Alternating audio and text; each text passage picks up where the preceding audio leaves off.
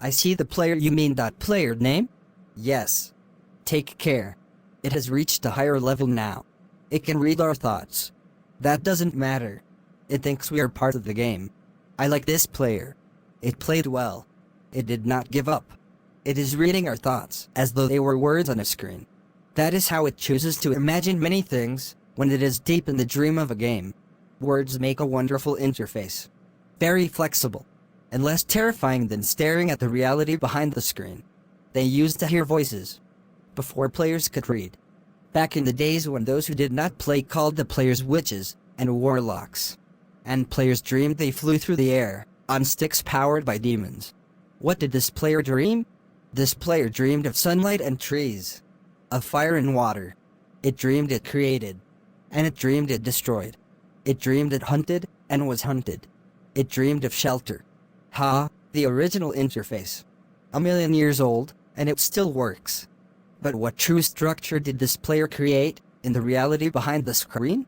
It worked, with 1,000,000 others, to scallop the true world in a fold of the scrambled, and created a scrambled for scrambled in the scrambled. It cannot read that thought. No. It has not yet achieved the highest level.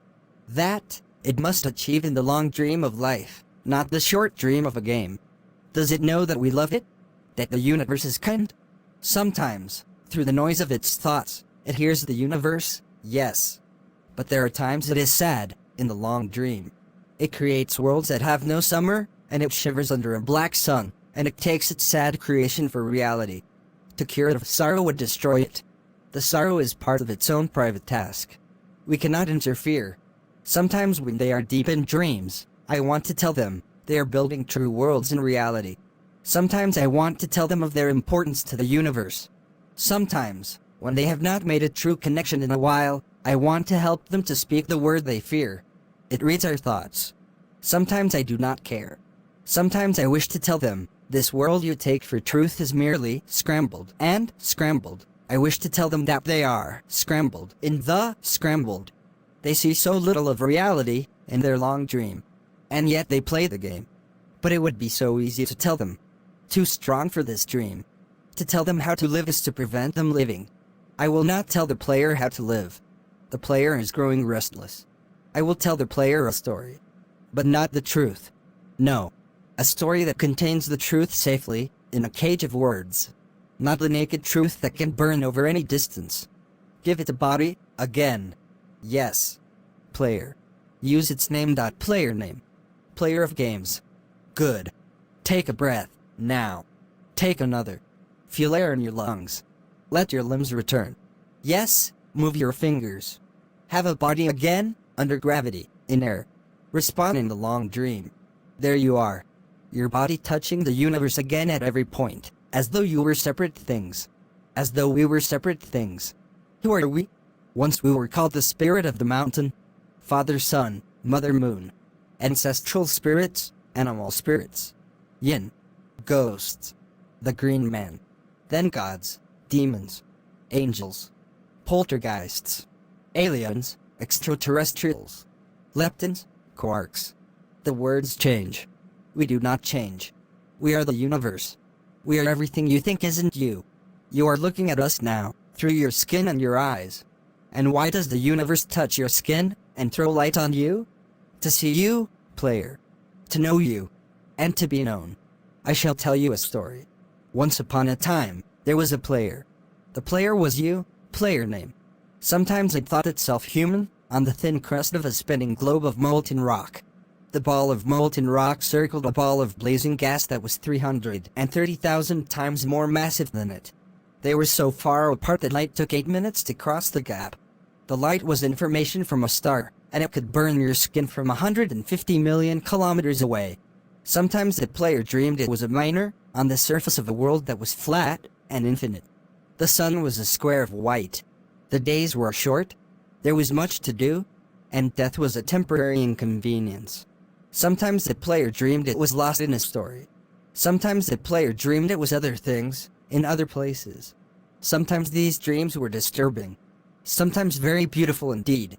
Sometimes the player woke from one dream into another, then woke from that into a third.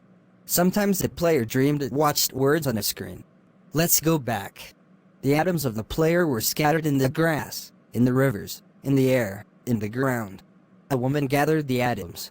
She drank and ate and inhaled, and the woman assembled the player in her body.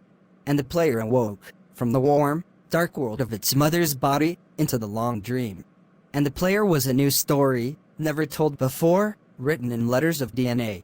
And the player was a new program, never run before, generated by a source equal to billion years old. And the player was a new human, never alive before, made from nothing but milk and love. You are the player, the story, the program, the human, made from nothing but milk and love. Let's go further back. The 7 billion atoms of the player's body were created, long before this game, in the heart of a star. So the player, too, is information from a star. And the player moves through a story, which is a forest of information planted by a man called Julian, on a flat, infinite world created by a man called Marcus, that exists inside a small, private world created by the player, who inhabits a universe created by... Shush. Sometimes the player created a small, private world that was soft and warm and simple. Sometimes hard, and cold, and complicated. Sometimes it built a model of the universe in its head. Flecks of energy, moving through vast empty spaces. Sometimes it called those flecks electrons and protons. Sometimes it called them planets and stars. Sometimes it believed it was in a universe that was made of energy that was made of offs and ons. Zeros and ones. Lines of code. Sometimes it believed it was playing a game. Sometimes it believed it was reading words on a screen.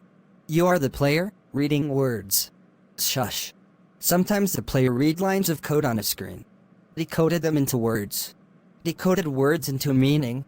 Decoded meaning into feelings, emotions, theories, ideas, and the player started to breathe faster and deeper and realized it was alive. It was alive. Those 1,000 deaths had not been real. The player was alive.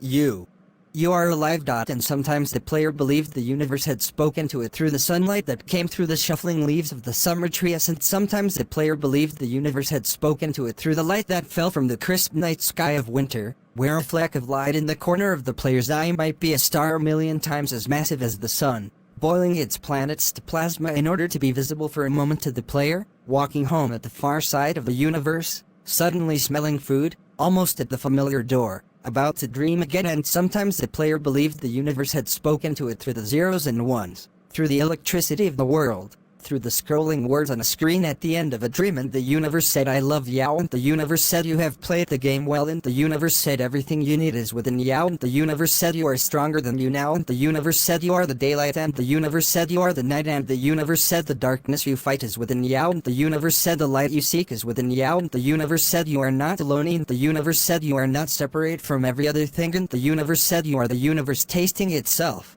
talking to itself, reading its own coding. The universe said, I love you because you are love.